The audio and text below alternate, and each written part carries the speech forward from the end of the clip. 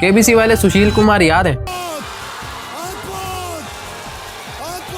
इन्होंने असली पॉपुलैरिटी 5 करोड़ रुपए कमा के नहीं बल्कि 5 करोड़ रुपए गवा कर कमाई थी। देखो 5 करोड़ रुपए कमाना मुश्किल है, लेकिन उससे भी ज्यादा मुश्किल है 5 करोड़ रुपए को ग्रो करना और अमीर बने रहना। लेकिन अगर कभी आप गलती से 5 करोड़ रुपए कमा लो तो वो पैसा कभी खत्म नहीं होगा। मैं आपको बताता हूँ कैसे। देखो सबसे पहले आपको 5 करोड़ रुपए को 2 इक्वल पार्ट्स में डिवाइड करने।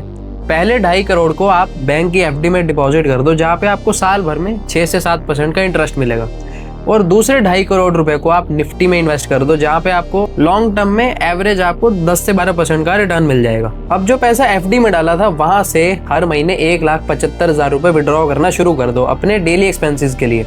एज्यूमिंग आपको 30% का टैक्स लगता है, तो टैक्स भरने के बाद 1.5 लाख रुपए तो आपके हाथ में जरूर आएंगे, जिससे आप अपने मंथली एक्सपेंसेस आराम से चला सकते हो। और फिर 10 साल लगातार 1,75,000 रुपए विड्रॉ करने के बाद भी आपकी एफडी में 2 करोड़ रुपए फिर भी बचे होंगे। लेकिन क्योंकि अब 10 साल हो चुके हैं और हमारा खर्चा लगभग डबल हो जाता है 10 सालों में, तो हम अपना मंथली विड्रॉल भी डबल कर देंगे। यानी कि अब हम हर महीने विड्रॉ करेंगे 3.5 लाख रुपए, और फिर 5.5 साल लगातार 3.5 लाख विड्रॉ करने के बाद आपका एफडी का पैसा खत्म हो जाएगा। लेकिन जो हमने निफ्टी में 2.5 करोड़ रुपए इन्वेस्ट करे थे, टोटल 15 सालों में वो पैसा बढ़ के हो जाएगा 13 करोड़ 60 लाख रुपए। और अब इस 13 करोड़ 60 लाख रुपए को फिर से 2 इक्वल पार्ट्स में डिवाइड कर दो। पहले 6 करोड़ 80 लाख रुपए को विड्रॉ करके एफडी में डिपॉजिट कर दो, और दूसरे 6 करोड़ 80 लाख रुपए को निफ्टी में लगे रहने दो। लेकिन वेट, आपको 6 करोड़ 80 लाख रुपए पे कैपिटल गेन्स टैक्स भरना होगा, जो कि होगा अराउंड 68 लाख रुपीस।